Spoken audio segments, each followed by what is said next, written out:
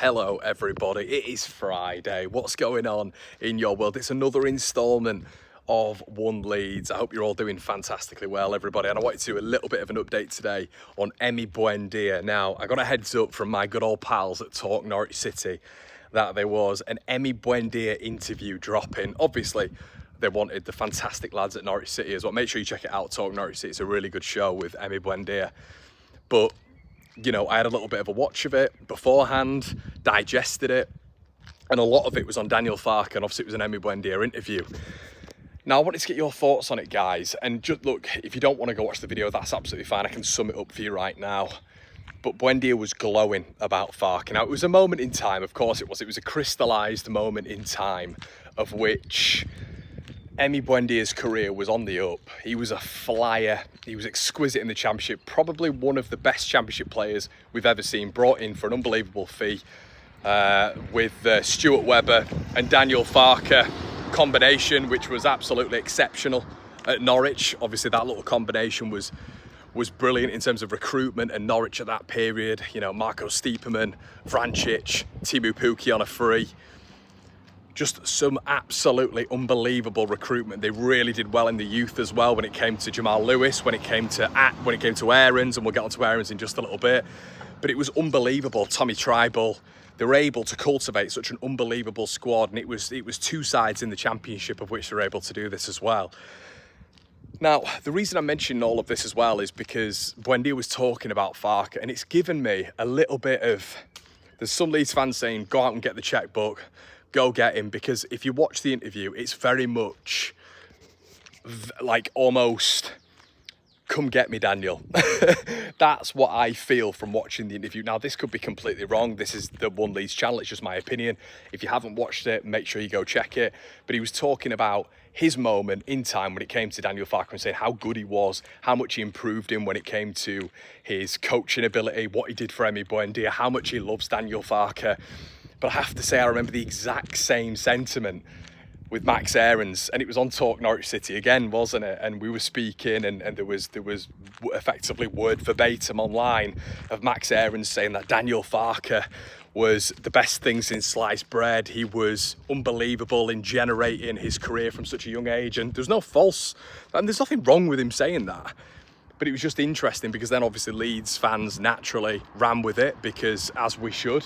It was a target of which, before going to Bournemouth, Leeds were interested in. Obviously, Max Aarons, who now is of Valencia, has just been given back to Bournemouth after being at Valencia for a season, quite unsuccessful under Carlos Corberán. But Leeds were in a position of, they had Aarons through the door. You know, he was literally through the door with Daniel Farke, and we were about to get him. Bournemouth came in, and then suddenly he went, and you've got to think to yourself, well, okay, well, you're that much of a fan of Daniel Farke, you're through the door, and then another club comes in, albeit a Premier League club, I do understand, but if you love Daniel Farke that much and you're through the door, a fee has been agreed, you think to yourself, right, I'm going to give Leeds a year, they're going to get to the Premier League, and then we wouldn't have had the likes of Jayden Bogle come through the door, would we, if Aarons had been sorted? But it just makes me think that this, from Emi Buendía, was a little bit of a please come get me. Now, I want to hear your thoughts on this. Would you go get him? Turned us down at Norwich, turned us down at Villa. You know, famously last season, when we went in for him and he was one of our top targets, he turned around and said, I don't want to be playing in the division below, which as a footballer I can completely understand. But do you take into it sentiment? The sentiment is, well, he's turned us down twice before, why would you go in for him again? Absolutely not. Or do you say this is a fresh perspective right now, sort of erode that sentiment? But then you think to yourself, how much is he actually going to be playing for Leeds United in sort of opposed to him playing in the Premier League? And we know footballers just want to play in the Premier League. And how many, realistically, in this Leeds United squad are going to be playing for Leeds United? You know, you kind of got the thought process that Joe Rodon, no matter whether or not Leeds were in the Championship or the Premier League, wanted to play for Leeds United, and that was evidenced by the fact that he came to Leeds United when we were in the Championship. You look at the 10 million quid when he could have gone to Premier League.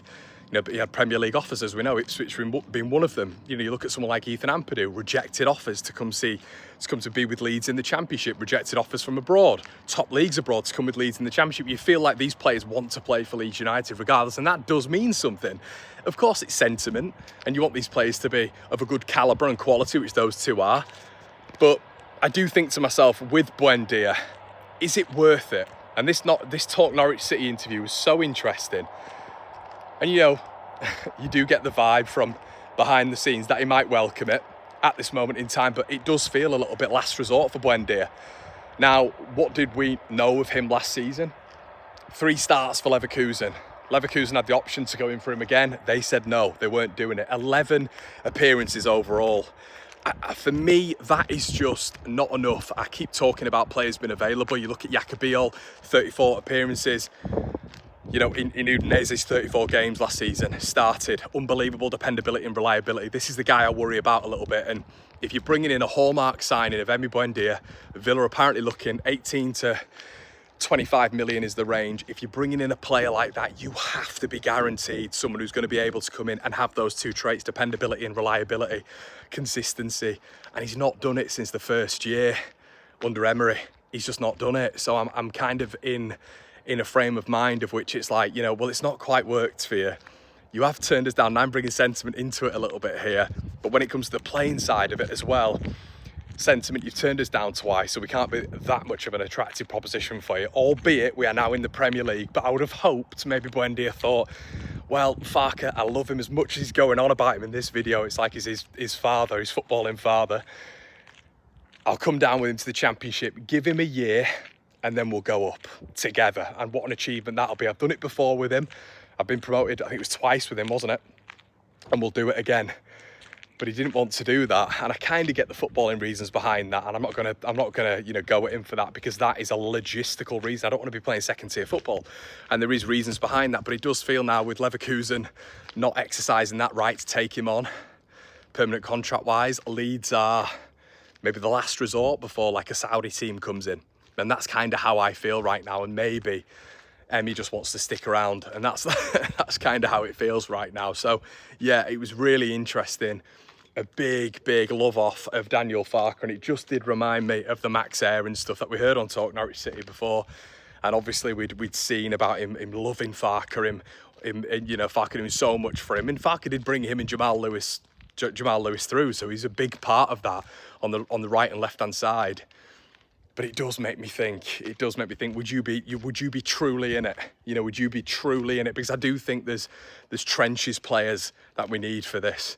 We need players that are going to absolutely die for the shirt. And these are all very, you know, wishy-washy terms and wishy-washy ways of thinking. But not only do you need the physicality, the technicality, the athleticism, just the calibre overall, but my God, you need the willing, you need the wherewithal to stand up and be counted. And I wonder if Emi Buendía would be that with Leeds United.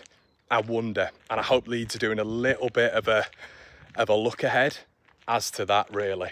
Because I've got a sneaky feeling we might maybe exercise that with the Farke and him links, because obviously he's probably the best player Farke's ever had in his career in terms of performance. It was either him or Pukki. But I don't think Pukki would have been Pukki without Buendia. So a lot to think about there, everybody. Where are you at? Nicola